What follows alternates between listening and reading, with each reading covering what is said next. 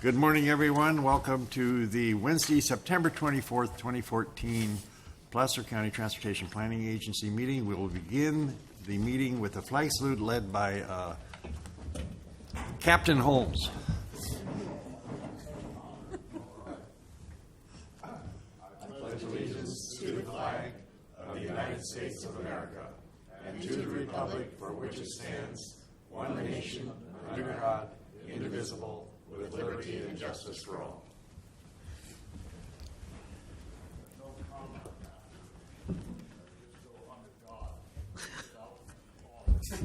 Why did I ask? Did you bring him? I had to give him his medication this morning. Okay. Will the clerk be kind enough to call the roll? Douglas. Present. Jim Holmes. Yes. Mike Holmes. Joyner. Here. Rohan. Here. Breslin. Here. Trebus. Yes. Yudovich. Here. All right. Thank you. I'll ask for approval of the minutes of the August 27th meeting. Motion to approve. Second. It's moved and seconded to approve the meetings of August 27th. All those in favor say aye. Aye. Aye. Okay. Okay, so we have an abstention, and now is a good time for Celia to tell us what we're going to do about it. Yes, at our last board meeting, there was a discussion about whether it is required under the new law about recording the votes of board members, and we've gotten clarification on that if there is a unanimous vote, we don't need to do a roll call, but if there are any abstentions or no votes, then we do need to do a roll call. Okay. My apologies. That's all right. Okay, will the clerk please call the roll? Douglas. Present. Jim Holmes. Yes. Mike Holmes.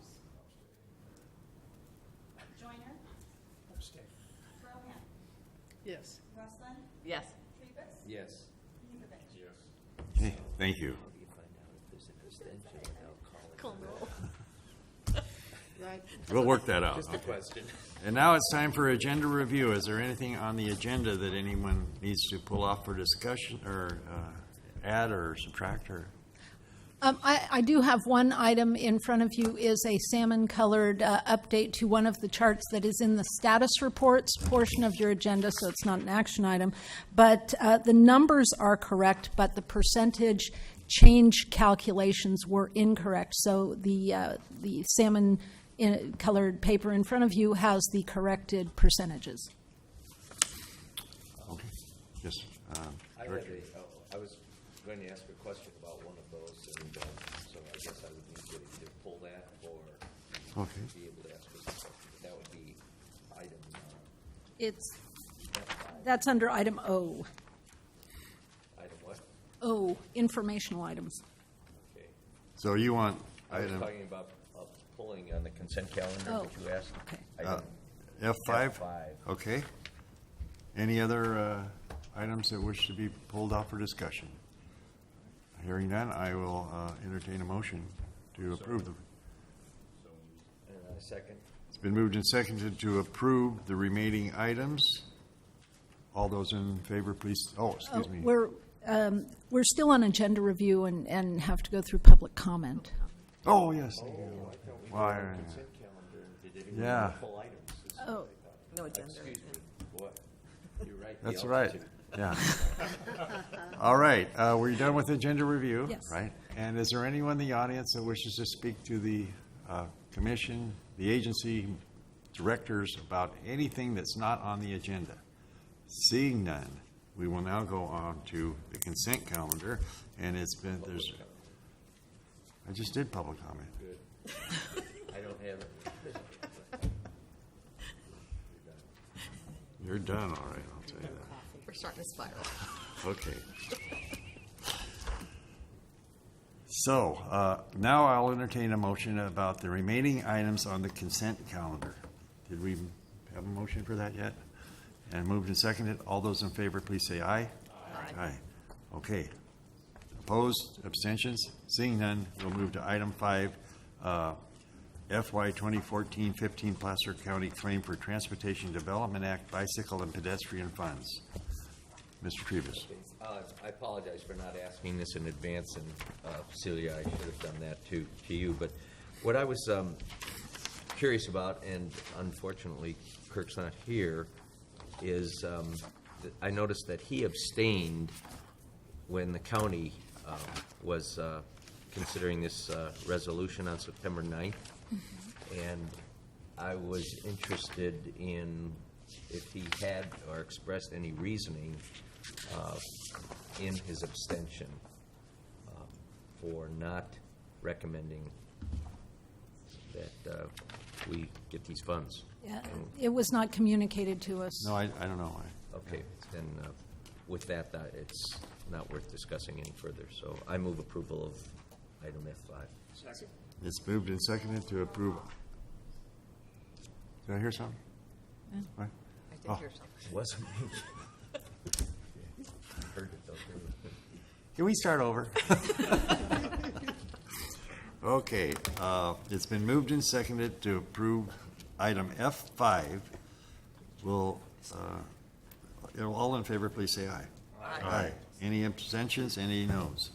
Okay, we're good.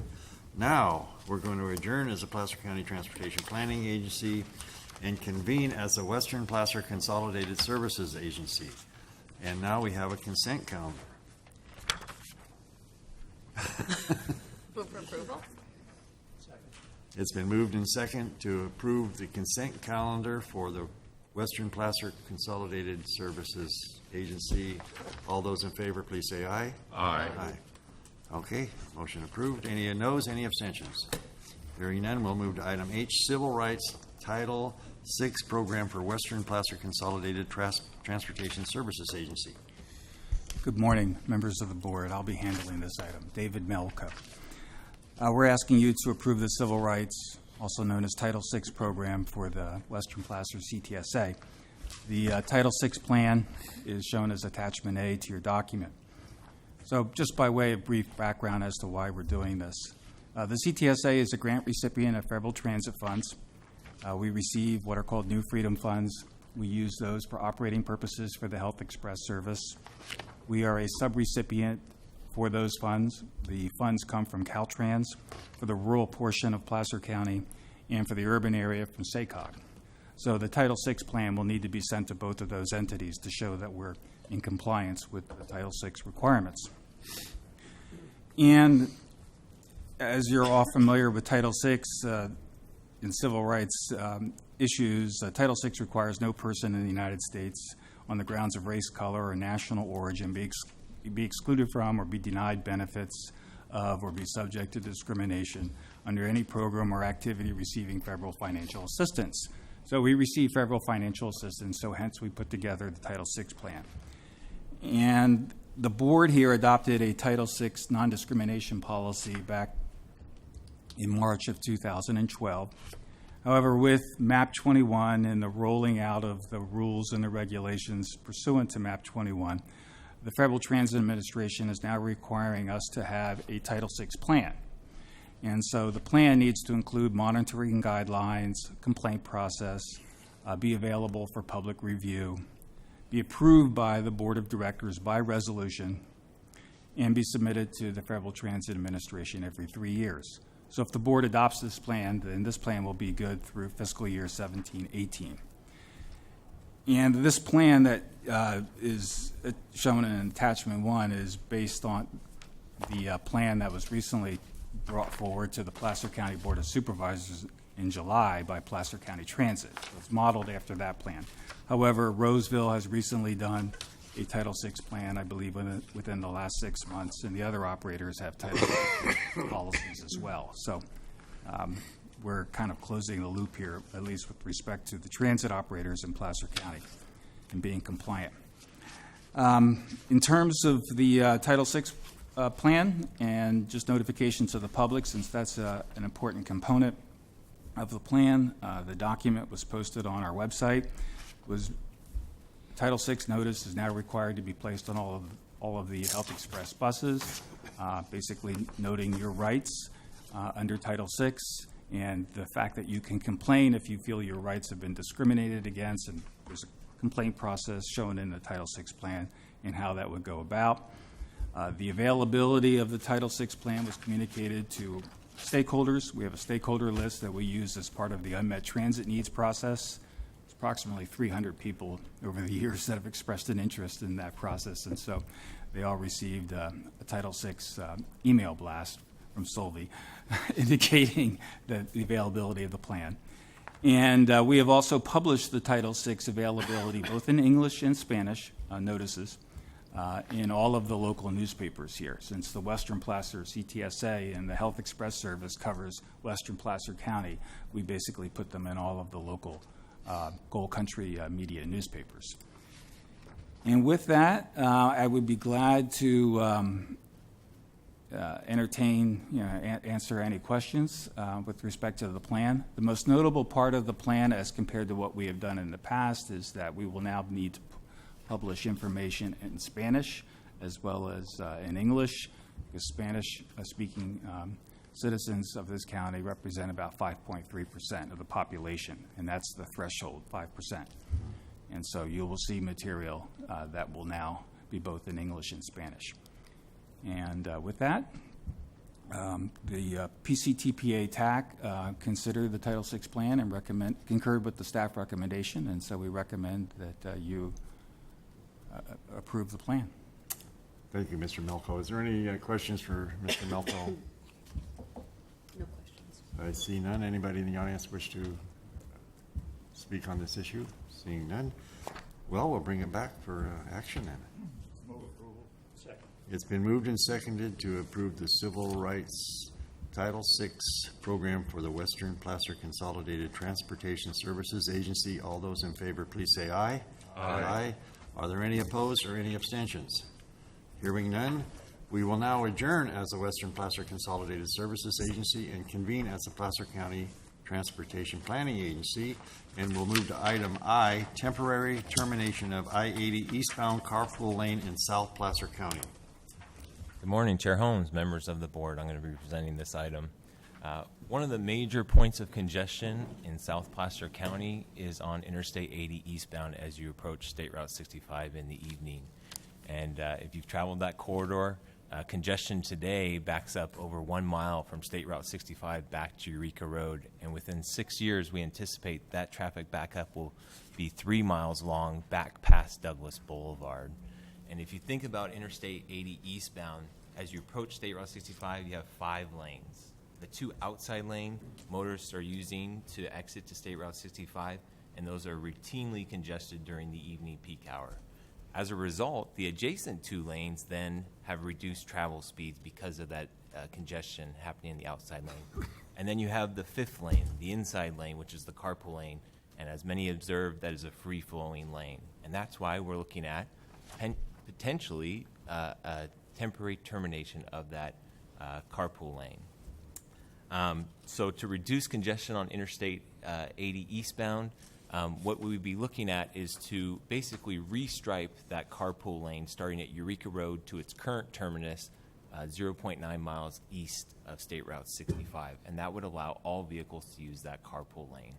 And we had a traffic consultant, Fair and Piers, look at 3 different options to reduce congestion on Interstate 80 eastbound.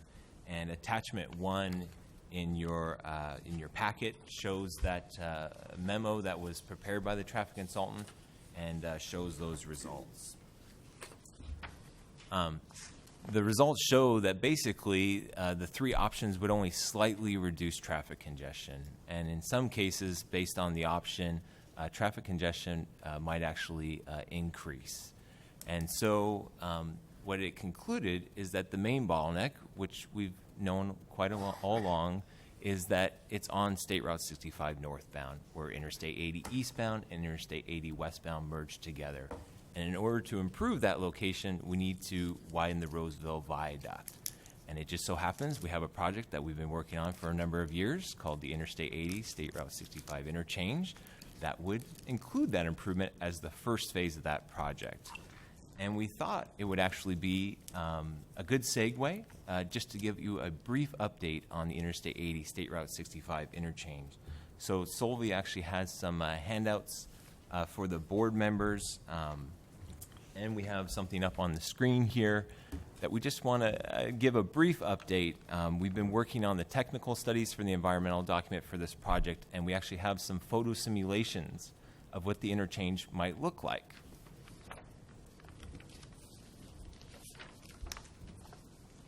And you'll see as things are being passed out, this first page is just an overview of the study area for the Interstate 80 State Route 65 interchange. You'll see Interstate 80 is running east to west and is shown in yellow there. And then we have State Route 65 that's running north to south, and that's shown in pink. And then we have 3 red dots, and these are where the photos were taken, and we're going to walk through these 4 different locations. So the next page actually shows Key View 1B.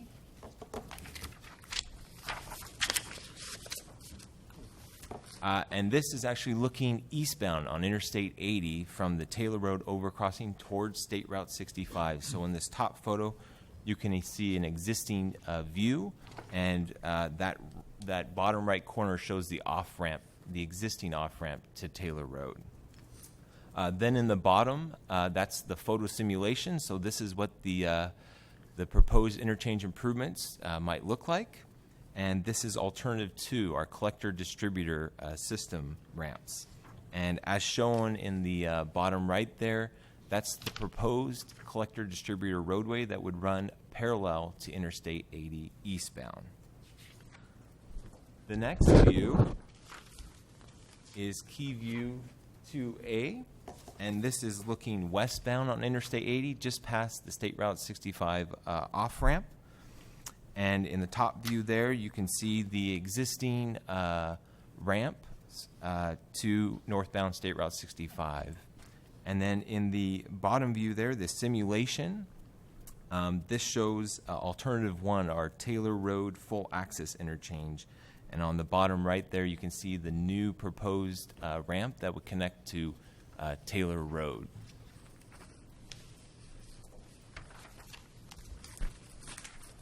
The next key view is number 3, and this is showing southbound State Route 65 near the Galleria Boulevard, Stanford Ranch Road interchange, and you're looking south towards Interstate 80. And then in the bottom photo, there's a photo simulation that shows basically all 3 alternatives. Alternatives 1, 2, and 3 would be very similar in this location. And as you can see, the main addition would be on the left side with the added carpool lane. And then our last key view, number 4. Just to orient everyone, this is actually under the Roseville Viaduct, looking from the Antelope Creek Trail, and we're looking south towards Interstate 80, and of course the Roseville Viaduct's along State Route 65.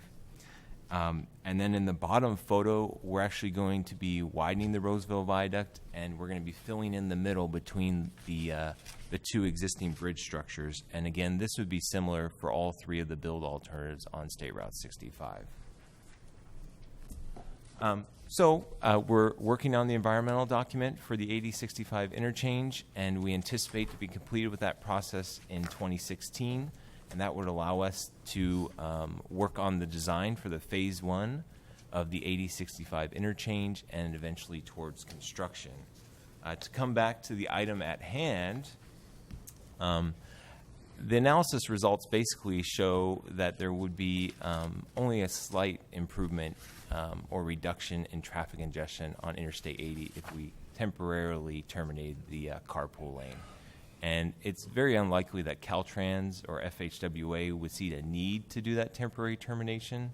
So staff is recommending, and our TAC has concurred, that we not continue to pursue the temporary termination of the I-80 eastbound carpool lane, and that we focus on the phase 1 of the 8065 interchange as the needed improvement for this location. All right, any questions from board members? I had a question. Yeah. When the overcrossing is reconstructed and you have more traffic on 65 coming on to 80, what happens to 80? So you're probably talking about southbound State Route 65, the traffic coming down. To the west, but whatever. Okay. Roseville. Going to Roseville. So actually, we have a project that is the IED auxiliary lanes that we're actually looking at improving the section between Douglas and Riverside Avenue. How about between 65 and, when you come off of 65, right there, where Cattleman's is, Oh, that's where it starts. If you're going to add more traffic to that off-ramp onto Highway 80, is that going to be widened or something so you can get more of the traffic that's now coming off of 65 onto 80? yeah. So the southbound State Route 65, we're actually going to be widening to 3 lanes Right. coming on to Interstate 80, and that section of Interstate 80 is actually going to be widened to 7 lanes under the Roseville That answers Parkway. the question. Any more questions for staff? Is there anyone in the audience that wishes to address this item?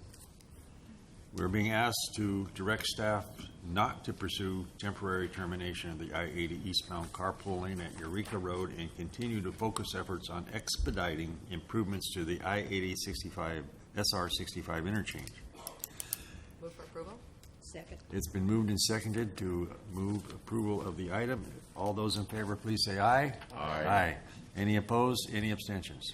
Hearing none, we will move now to item J, unmet transit needs 2014 public workshop schedule. Good morning, Mr. Chair and Board. I'll be taking this item. This is Aaron Hoyt, one of the PCTPA staff. This is an informational item regarding the announcement of the kickoff for the unmet transit needs process for 2014. The unmet transit needs process is one of the key responsibilities for PCTPA and many of its duties. And under the Transportation Development Act, it requires that PCTPA hold one public hearing to determine whether there are any unmet transit needs or how is the availability of transit service suiting members of our community, and to determine whether or not there are unmet needs that are reasonable to meet. As in prior years, we've really gone above and beyond this minimum requirement of a single public hearing. We've held multiple meetings within the county. No dissimilar this year, that we are holding 7 additional workshops. Those are included both the time, date, and locations on the attachment to this memorandum. 3 of these workshops are scheduled to coincide with other existing meetings to really kind of maximize the opportunity for comment, both from social service agencies who have large constituent base or clients that they serve, and for other members of the public who might be participating in these meetings. One of these meetings is jointly held with the Nevada County Transportation Commission, as well as the Tahoe Regional Planning Agency, because of kind of the joint service areas in the North Tahoe Truckee areas. And then 3 of the remaining 3 meetings are really standalone meetings in the cities of Auburn, Loomis, and Lincoln.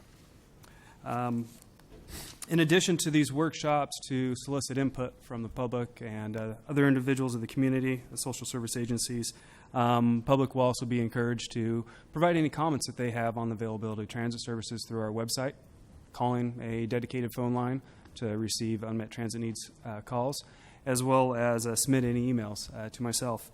They'll be notified of this opportunity through flyers that we will work with the jurisdictions to post in a variety of locations, as well as to disseminate through any electronic mail services that each of the jurisdictions may utilize. With that, just again point you to the attachment and the scheduled workshops. If you have any questions, I'd be glad to answer those. And we can anticipate that through the wrap-up of this process will conclude in February 2015. All righty. Any questions for staff? Yes. I noticed you're going to be at the Food Truck Mania. There we go. Is there any possibility you might be at the Eggplant Festival? That hasn't been scheduled, but it's something we could work with your staff Well, on. it's in 2 weeks, so Okay. you're more than welcome to share my booth. The other question I had, we've got like 3 glass shelters, and that's where the people wait for the bus. There's a couple that aren't glass shelters. Is there a way of putting this notice up in the inside of that shelter so that, because those are the people that use the bus, that we're having the meeting in Loomis? That is a very good opportunity to announce this information. We'd have to work with your staff Thank you. to place that. Any other questions? Director Tribus. I would like to ask, just for review again, once these needs are gathered and we get to the February point, what is the role of PCTPA then for giving some level of aggression for seeing if some of these things can happen?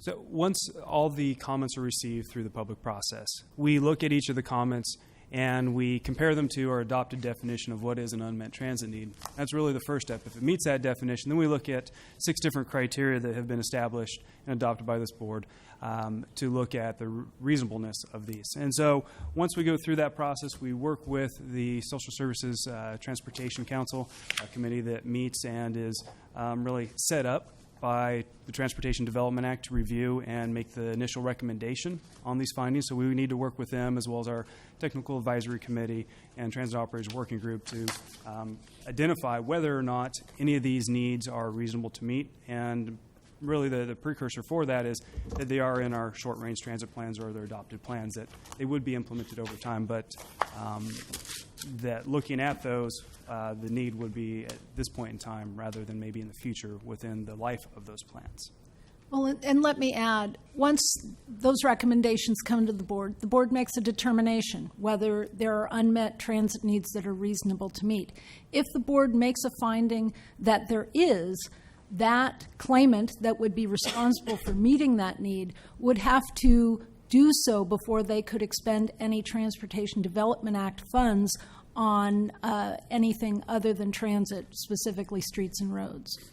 So the tie is in the allocation of the Transportation Development Act funds, specifically the local transportation fund, which you see claims for that on the consent calendar on a regular basis.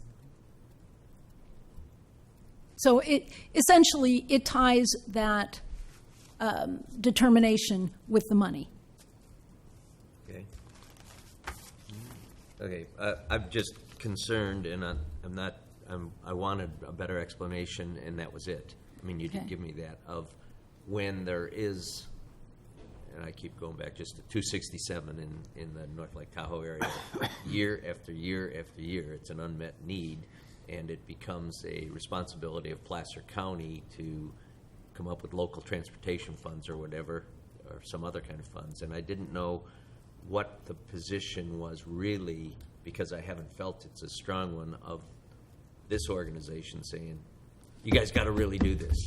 Well, the challenge has been, and you're entirely correct, this is a long-standing one. The challenge is that the starting point of the service is in Nevada County, and the Nevada County Transportation Commission has jurisdiction over that, and the end point is in Kings Beach, which is in the jurisdiction of the Tahoe Regional Planning Agency, which is another regional transportation planning agency. So we have 3 different regional transportation planning agencies that are involved in funding this, and essentially the county has their share of the money. As I understand it, set aside.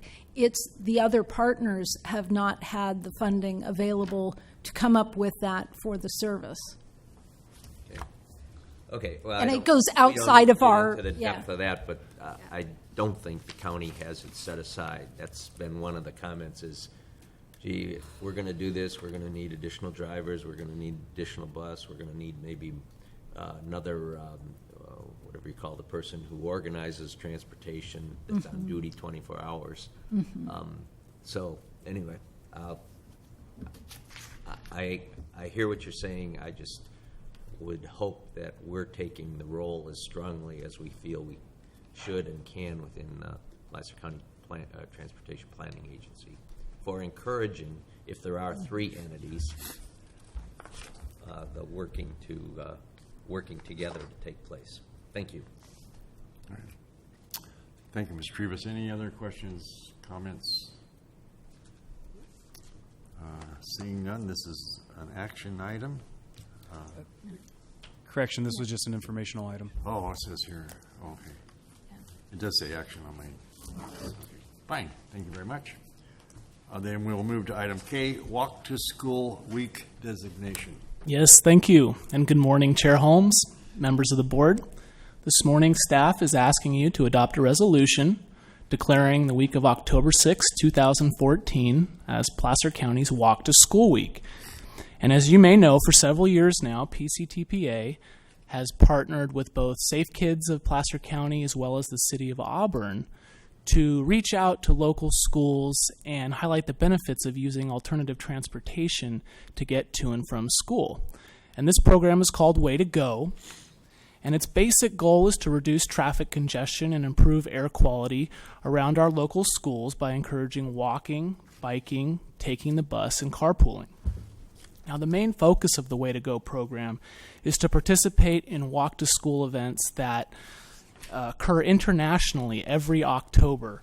So each year, PCTPA staff and its partners organize walk-to-school events at various schools where we have all of the students and parents and staff and safety personnel all meet at a designated location before school and all walk to school together. And we call these walking school buses, which is a term coined by the National Center for Safe Routes to School. And they're a way for children to walk to school safely while also having the opportunity to observe the rules of the road.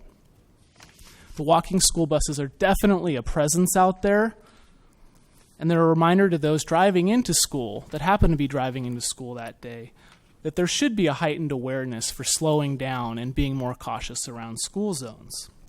And we have a lot of parent participation on these walks, and it's an opportunity for them to get a feel for the positive impacts that walking to school can have within their community, especially if a walk-to-school type program was implemented at their children's school year-round. We also get a lot of participation and strong support from local police and fire personnel as well. So this year we have 5 walk-to-school events planned during the week of October 6th.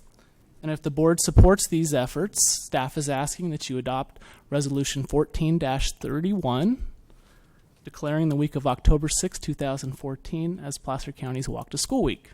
With that, I'd be happy to answer any questions. Any questions from board members?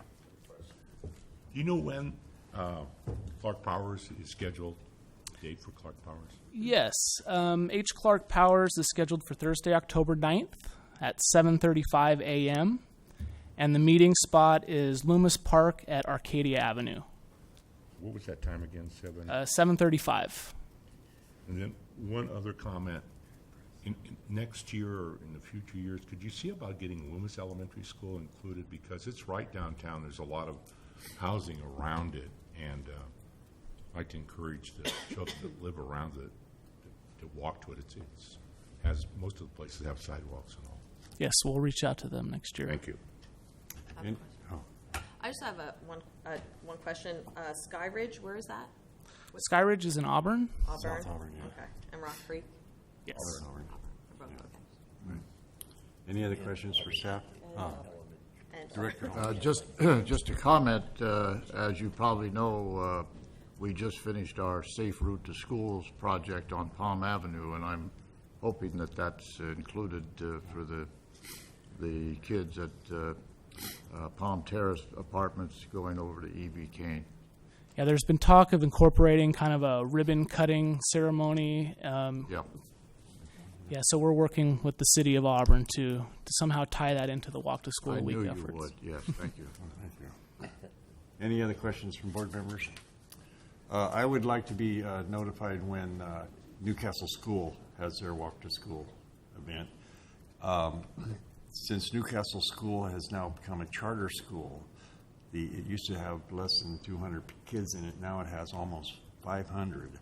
And it's just one way in and one way out. And I'm getting a lot of grief from residents that they need to do something. So anyhow, I'd like to be involved in that one. Yeah, my understanding is that they actually changed their walk to school date as of a couple days ago. I think they're looking at Friday the 10th now, Okay. All right. and the location has yet to be determined. But they're very proactive, from what I understand, about trying to do this to the Right. best ability that they can. Okay, so just let me know when it is. I will do. Okay, Thank you. all righty. Is there anyone in the audience that wishes to address this item? Seeing none, this is an action item. Move for approval? It's moved and seconded to approve the Walk to School Week designation. This is Resolution 14-31. All those in favor, please say aye. Aye. Any opposed? Any abstentions? Hearing none. We will now move to item L, Regional Transportation Plan Update, Draft Project List, and Public Outreach. Okay. I will be taking this item again. So the 2036 Regional Transportation Plan is a long-range funding plan that identifies future transportation projects, their timing, associated costs, and also demonstrates that there's a financial capacity to deliver those projects during a 20-year plan. PCTPA is required to update our regional transportation plan every 5 years, and that's anticipated for adoption September 2014. We've been going through this update concurrently and cooperatively with SACOG, who is also updating their metropolitan transportation plan. We spoke back in February about the differences of these two projects. The regional transportation plan is a recognized state document, while the metropolitan transportation plan developed by SACOG is a federally recognized plan. So our regional transportation plan really is rolled up into their metropolitan transportation plan. While we're both going through these efforts, we've been collectively working on the project list, which is before you today in tables 1 and 2. The projects represent our long-term plan to improve and enhance our transportation infrastructure. This is both in terms of roadway maintenance, roadway expansions, as Luke talked about earlier, fixing bottlenecks, also enhancing public transportation and bicycle and pedestrian opportunities for better travel throughout our county. Those different types of projects are all listed in tables 1 and 2. We began this effort back in November 2013 and really kind of wrapped it up just this summer in July and August of this year. It started off with a joint call for projects with SACOG and worked quite extensively with each of your public works staff, staff that also oversees the transit planning and operations, to make sure that all projects that are going to be considered over a really long 20-year plan, and the best we can do as staff looking through our crystal balls to figure out what are our needs over the course of the 20 years. We wanted to make sure that all of those projects were included on this list that we can account for. The importance and significance of including these projects on the list is that it makes the jurisdictions eligible for federal and state funding, and also allows them to obtain federal environmental impact approvals for these projects in order to deliver them. As we develop these projects, we wanted to ensure that any projects that have been completed have been removed from the list. And we saw during the last 10 years since the last RTP was adopted that there's been several significant and high-cost projects that have been completed. The I-80 bottlenecks, Phase 2 and 3, Lincoln Bypass, Phase 1. Also, just recently, Phase 2A was completed. This is in addition to the I-80 Eureka Road interchange project. So there's been a number of really high-profile projects that have been completed recently. In addition to that, there's, in discussion with local staff, a number of projects that have actually been delayed from what we previously assumed back in the 2010 RTP. That really is a result of the downturn in the economy and the recession, and things have just been pushed out a little bit further to account for development. With those efforts, we've came up with total project lists that total $7.3 billion over the course of a 20-year lifespan. When you compare that to our financial revenue estimates that we've been working with SACOG on, we've found that we only really have about $5.9 billion in revenue available to deliver those projects. So that's why there's a Table 1 and 2. Table 1 is it's labeled program projects, projects that we reasonably foresee to be funded during the period of time. You can call it also the funded list. And then we have a Table 2 that is the planned projects, projects that are really the longer-term projects that we need to investigate more time and effort and to determine when the timing of those are, fine-tune the scope and the schedule and the cost of those. And those will be on the unfunded list. What I would want to note, though, is that our current revenue estimates of $5.9 billion assume some very important assumptions.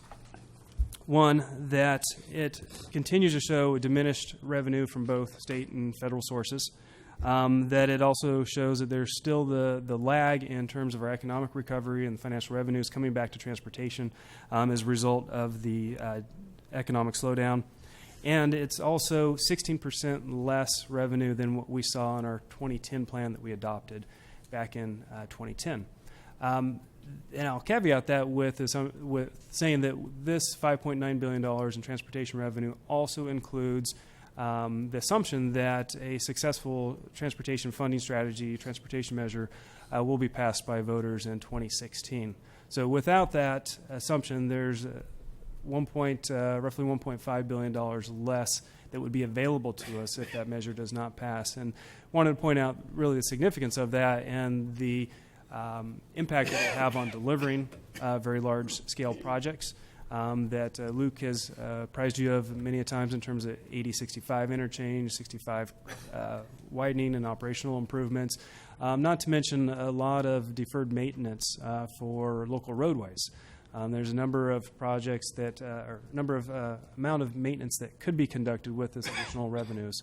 And then also the longer term enhanced transit operations and rail operation services within the county to serve commuters as well as local travelers. So there is some projects within there that would be deferred as a result of that measure not being passed.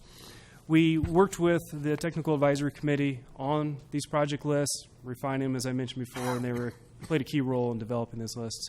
And at our monthly meeting, they did recommend approval, or recommend submitting this to the board for approval with your acceptance. So with that, I was not planning on going through the project lists. There is over 200, almost 300 projects listed in there. They are categorized by jurisdiction for your ease of reference.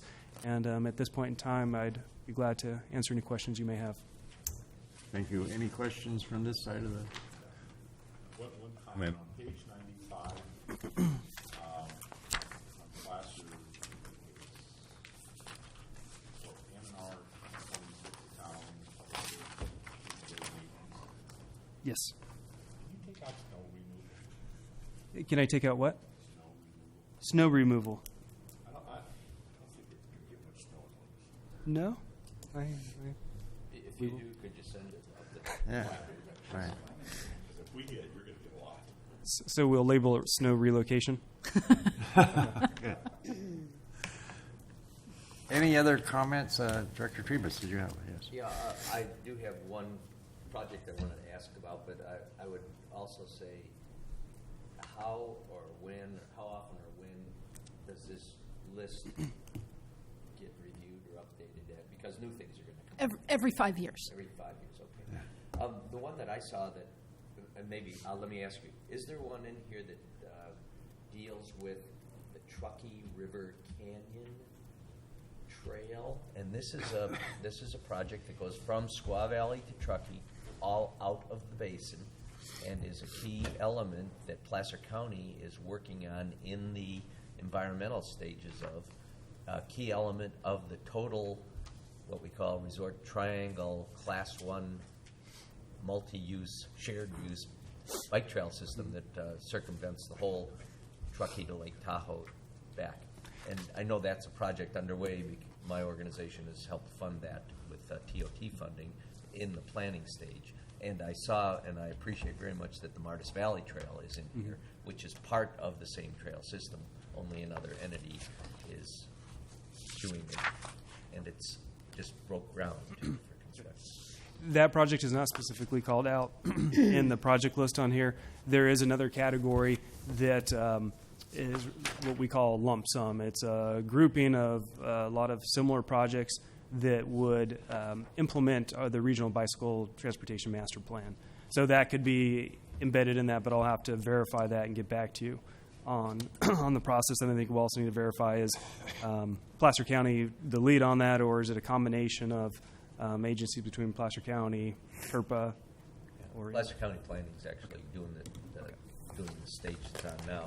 And I'm sorry for continuing to talk about these things, but I just have to keep reminding that there is another side of the county here, and I'm sorry you guys would keep bringing those up. There's very few projects there, and I was glad to see some of the ones that are in here.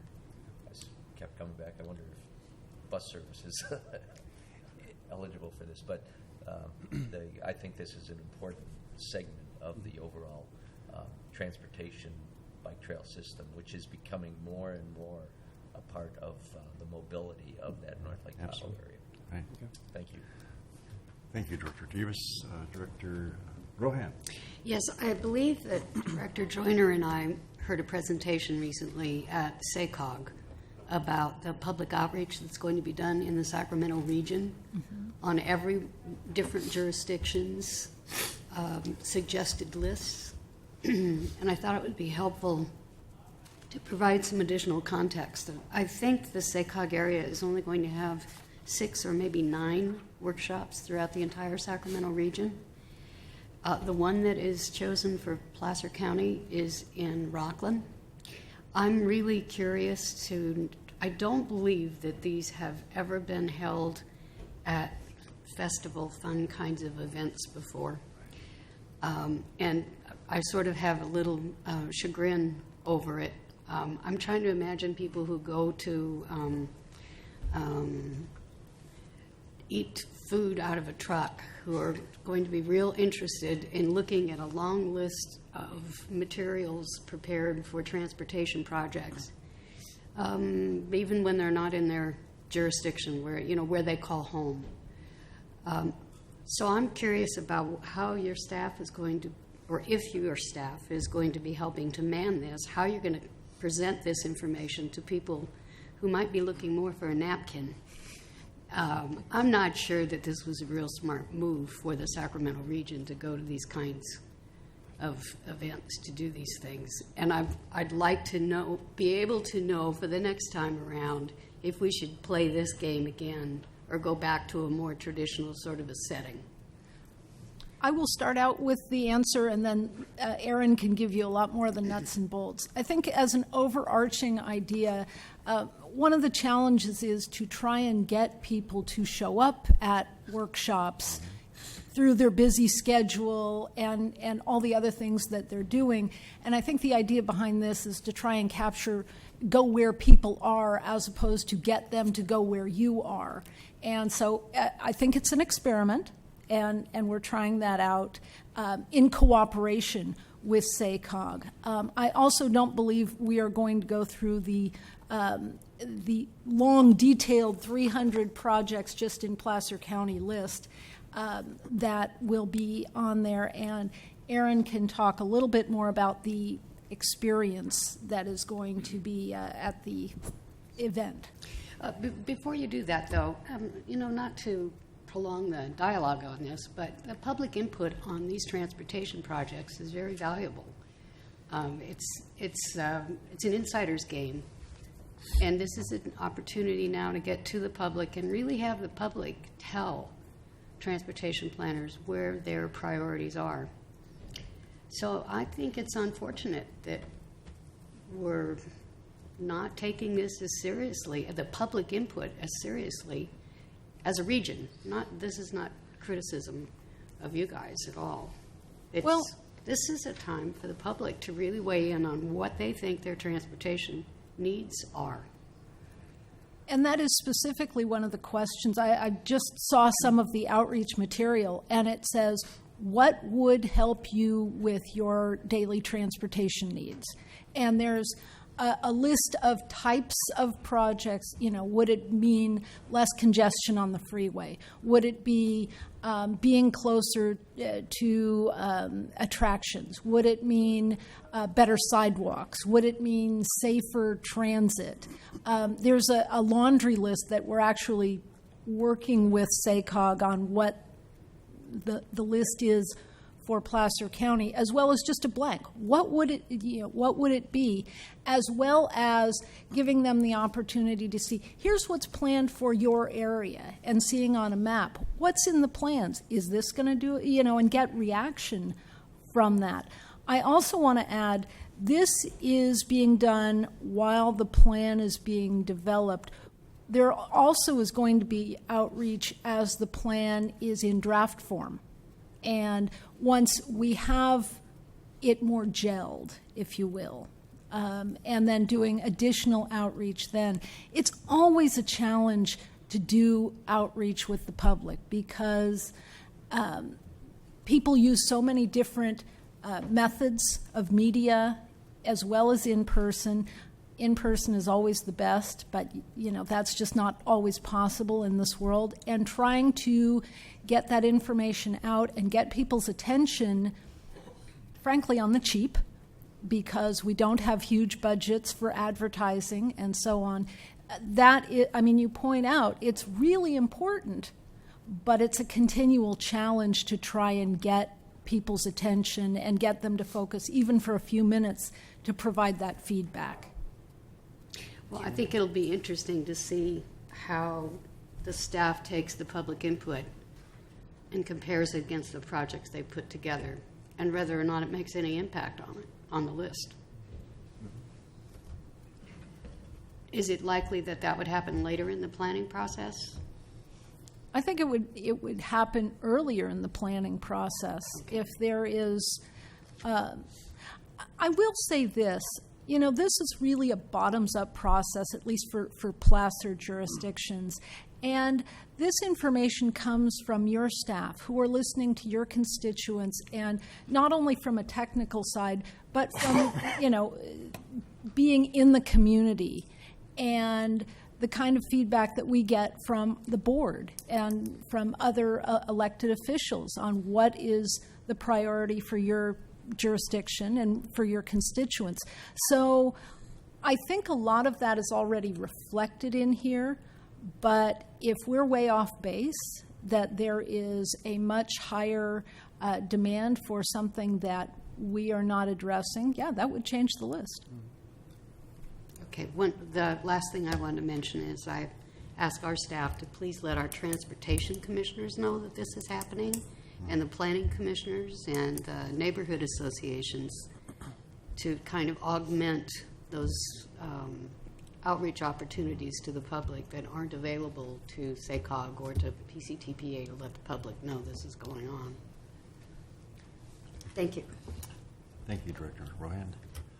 Any other comments from board? Oh, yeah. Yeah, I would like to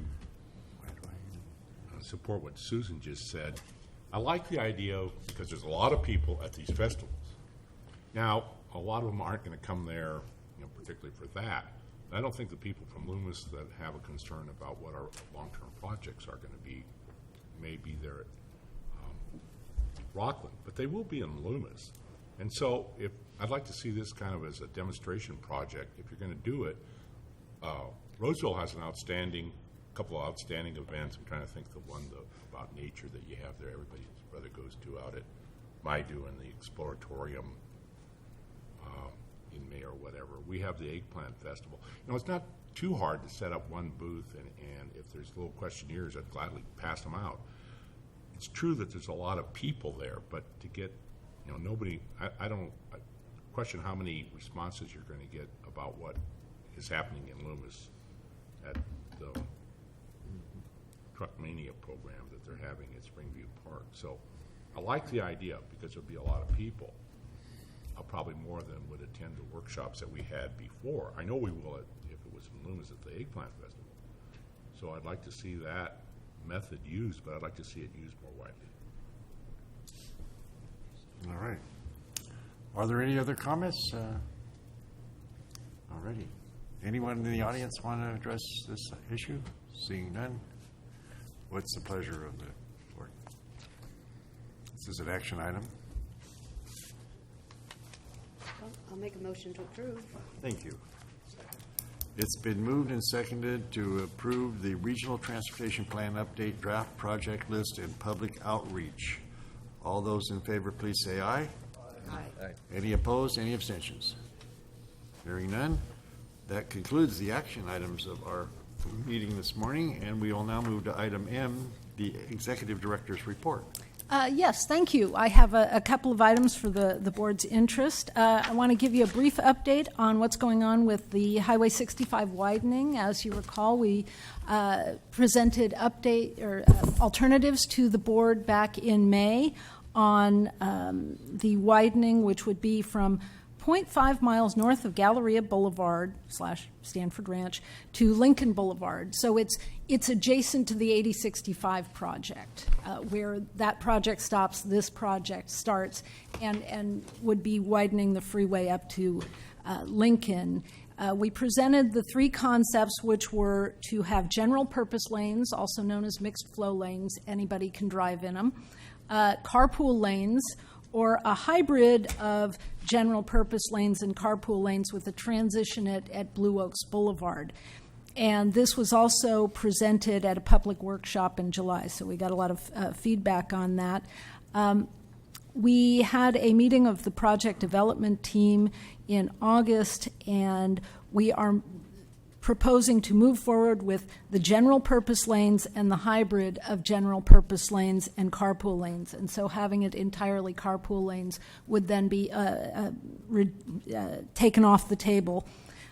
So to use those as the two build alternatives for the environmental document, and I think importantly, Caltrans environmental staff has now concurred with those, and so we're moving forward with those two as the build alternatives, and so we're on schedule to have this completed in 2016, so that's good news. I also want to mention that the Raise 80 project, this is a Caltrans project that I'm sure you've heard about. They are raising a series of interchanges, or the overcrossings actually, on I-80 through Placer County. The one of big excitement, certainly last night and tonight, is the Magra overcrossing, which involves closing I-80 at Colfax, or I believe it's just east of Colfax, from 10:30 p.m. to 5 a.m. That happened last night. It will happen again tonight. Those vehicles that are not uninformed about the closure would go on a detour that they would go off on Highway 49 all the way up to Highway 20 in Nevada City and then over. But there's been extensive outreach, certainly to the trucking community and in the media, so that people know that if they happen to want to drive overnight over the Sierras at that particular time, they're going to add about 50 miles to that trip. So, so far so good. I have not heard any negative from last night's closures, and so I'm hoping that continues. There are going to be further detours as they get to some of the other overcrossings. About half of them are going to be done this year, the other half next year. I also wanted to mention that we have done the Congestion Mitigation and Air Quality, or CMAQ, call for projects to all the jurisdictions. So your jurisdictions are going to be deciding what projects you want to put forward for the targeted amount for your jurisdictions, and those will be analyzed and ultimately brought forward to the board for approval in December. So that's something on the to-do list. And speaking of December, typically, we combine our November and December board meetings because of the holidays, being that we meet on the fourth Wednesday. That usually is right next to Thanksgiving and right around Christmas time. So traditionally, we have combined the two to the first Wednesday in December, which this year is December 3rd. And we'll be checking with your calendars to see if that will work for each of you, but I wanted to give you a heads up that that is in the planning. So with that, that concludes my report. Any questions for our executive director? A question about charging station. Okay. Is there any possibility that we could start additional charging stations? I guess there's some at the Galleria. You know, I don't know. Okay. But we're getting a lot of electric. Yes, the gal there is. Okay. A lot of electric vehicles, and I know they made a big issue that they're putting in, I guess, a charging station at Truckee Colfax somewhere. It's like a big secret. Well, as it turns out, I just mentioned the congestion mitigation and air quality. That would be something that would be an eligible use of those funds. So if the town of Loomis wanted to do that, that would be an eligible activity. Okay, thank you. Director Holmes. Yes, thank you. Just a comment, speaking of EV charging stations, we are putting one in multimodal station here in Auburn. And you wanted some feedback on people who were displeased with I-80 being closed. I heard several people, not local people, but people who were passing through complaining about it, and just, not that we were going to do anything about it, but it was noticed. Yeah, good. Okay. No, thank you. Any other questions for our executive director? All right. Great. Seeing none, thank you. Any board direction to staff? I think we handled that okay. All right. Okay. There's some informational items for your reading pleasure. And our next regularly scheduled PCTA board meeting is October 22nd, 2014. And with that, I will adjourn this meeting. Thank you so much.